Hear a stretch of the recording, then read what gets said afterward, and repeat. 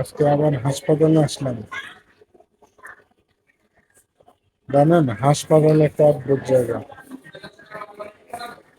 আচ্ছা, যেহেতু হাসপাতালে আছি, আজকের ভিডিওটা একটু নয়েজ বেশি থাকে, মনে করবেন। যেটা বলতেছিলাম, হাসপাতালে একটা অদ্ভুত জায়গা, খুব অদ্ভুত জায়গা। এখানে মানুষ শুধু চিকিৎসা নিতে আসে না,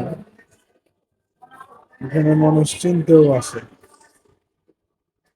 এখানে আসলে মানুষ চেনা যায়, কে সত্যি পাশে থাকে, কে শুধু কথায় পাশে থাকে, সব বোঝা যায়।